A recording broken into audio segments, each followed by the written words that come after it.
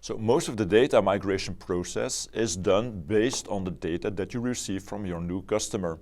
So you will receive his vendor list, his item list, and so on.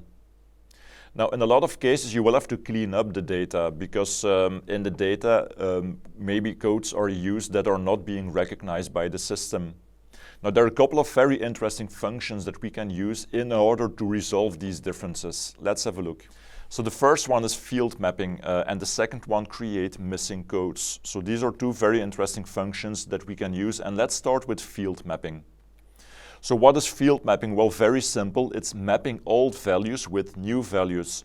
So for example, in a customer list or a vendor list that I have received, the country codes used are USA and BEL, for example, while the new values that we use in Microsoft Dynamics NAV are based on the ISO values, US and BE. Now, instead of having to modify all these old values in Excel, we can simply map old values to new values so that when the system recognizes an old value, it will map it automatically to the new value in our system. Let's have a look. So let's have a look at where we can set up field mapping. So I will go to the package. So I will open my existing package.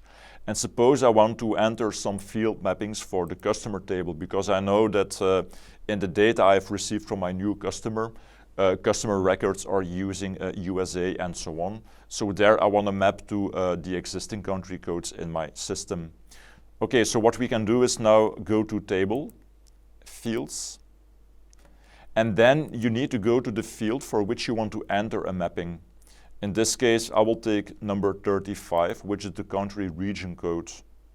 And now if I click on mapping here in the ribbon, I can enter the old value and the new value. So it's as simple as that. So I can enter, for example, USA and map it with US. So that's the only thing I need to do. You can do it for other country codes if you want. You can do it for currencies, for all the codes that you want to map. You can very easily do it like this. And now if we're importing customers that have USA as a country code, the system will automatically map it to the existing US country code here in Microsoft Dynamics NAV. Let's now have a look at an example in which I will import customer data using the field mapping. So what I've done, I've used my customer migration Excel that I've created in the previous steps. I've entered a new customer, Kronos USA, and here you can see, very important, in the country region code field that I'm using USA.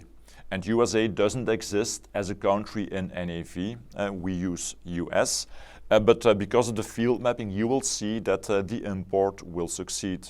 So I will close my file. So here, in the application, I will go again, of course, to my package, to the customer line, and I will import from Excel. I will select my customer migration file, and there we go.